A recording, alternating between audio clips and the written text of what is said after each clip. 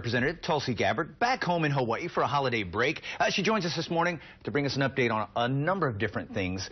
Let's start, if you don't mind, dengue fever. We have heard a lot about this. Hawaii Island, we're up to 170 cases now, 3 still considered infectious.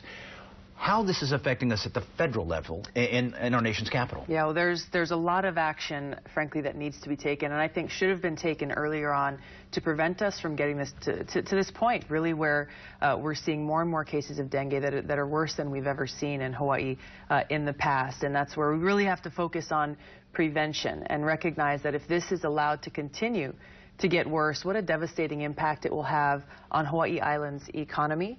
What to speak of the fact if it starts to spread to other islands, we're going to deal with a far more devastating issue for us as a state. So one thing, we passed a funding bill in Congress just before we left last week, and we provided more funding for the CDC. The CDC has gotten involved here to try to stem these rising cases of dengue fever, but also for the ag research agencies that are looking to see how can we actually prevent these kinds of pests that are causing so much problems, whether it's to our ag industry or to people, from becoming a problem in the first place. So those are 2 things that I think will help in the long run, but in the meantime, we've got to focus on this immediate action and taking this problem with the seriousness that it deserves. All right, good to know that even the federal government is concerned about this.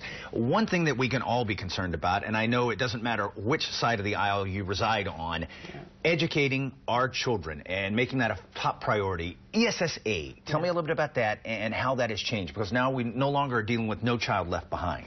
And that's a big deal, that we're no longer dealing with No Child Left Behind. And the legislation that was passed recently, just a few weeks ago, fixes so much of what No Child Left Behind did. Specifically, there were very, very stringent federal testing requirements that were making it so that our teachers in our classrooms were essentially structuring their entire schedule and curriculums around teaching to the test, rather than actually looking at the whole education of the child and seeing what needs to be done to help that child succeed.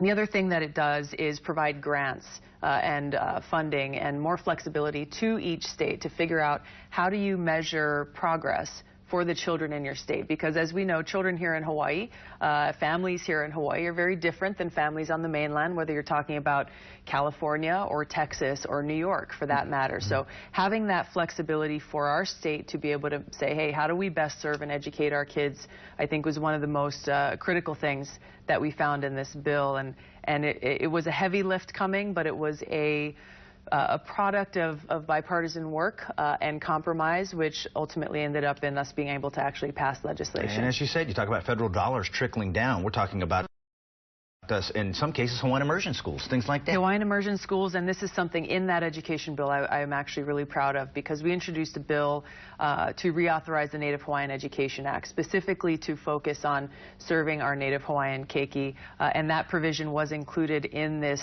larger ESSA, Every Student Succeeds Act bill. So that's a good thing. Real quick before we go, on the international front, we've heard a lot of talk about the U.S. working with other allies when we're talking about Syria and how we deal with the problems that are going on there, 2 different sort of wars that are going on. Where we stand with that? First thing, and I've introduced a bill, it's H.R. 4108, to end the illegal counterproductive war that the United States is waging to overthrow the Syrian government of Assad. This is a war that is diametrically opposed to the war that we should be focusing on, which is the war against ISIS, Al-Qaeda, these Islamic extremist groups. These 2 wars that the United States is waging have diametrically opposed objectives. The war to overthrow the Syrian government of Assad is actually helping ISIS and Al-Qaeda and these groups who would like nothing more than to take over all of Syria. This is what they're fighting toward, establish their caliphate, and this would result in a far more disastrous humanitarian crisis than we've seen, as well as a far more serious security threat. So that's the first thing that we've got to do. We've got to make sure we don't implement a no-fly zone, something that could pit us directly, the United States against Russia. We've heard presidential candidates who are calling for a no-fly zone recently saying, yes, I would shoot down a Russian plane that violates the no-fly zone without any foresight or thought into the consequences of that, what the consequences of a U.S.-Russia head-to-head conflict would be, escalating into a world war or even a nuclear war. So this is why it's so important for us to make sure that our political leaders are looking ahead and making sure that they're looking at the consequences of the decisions and the actions that they're taking. Some of the things that will be unfolding over the next few months. Enjoy the rest of your time here in Hawaii. Merry Christmas.